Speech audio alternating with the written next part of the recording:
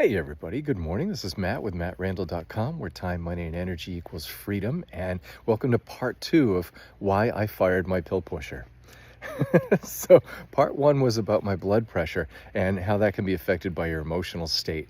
But part two is about cholesterol. Oh, this one is really fun. So, I went in for a routine exam with a blood test, right? So checking for all the normal things, which, by the way, doctors only check for a handful of normal things that they consider to be significant, but Function Health tests for over 100 different biomarkers and more if you want them. So here's how this goes. I go in for the blood test.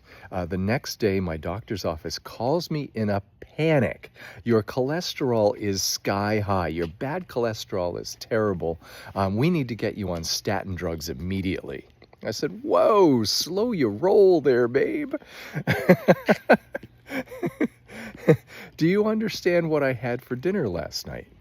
She said, no, why would that affect anything? I had a New England boiled dinner. I had baked potato with butter. I had clams. I had lobster. We had a great time. All of that high in dietary cholesterol. She said, well, that shouldn't affect anything. I said, whoa, yeah, I'm a nutritionist. I can tell you it affects things. And I can tell you that you didn't give me a list of what not to take before my blood test.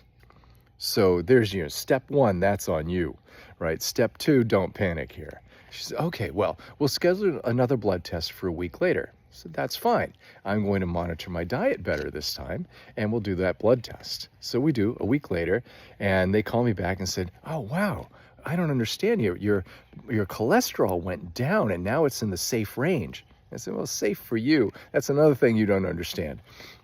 But, and then I said, oh, and by the way, you're fired. God, it's just insane. So, you realize what would have happened if they'd put me on statin drugs when I actually didn't need them because this was a diet-related thing, and they didn't give me a list of what not to take before the exam? Right? The common side effects of statin drugs: muscle weakness and pain, headaches, lack of sleep, digestive issues. The list goes on, right down to potential liver and kidney damage. Oh my God. So that pill pusher is fired. This is why I only do my testing through Function Health now. And why? I'm going in Wednesday for a blood test and urine test over, I'm doing 150 different biomarkers that doctors won't even check for normally because insurance won't cover it. Why would I pay extra for this? And by the way, it's not much.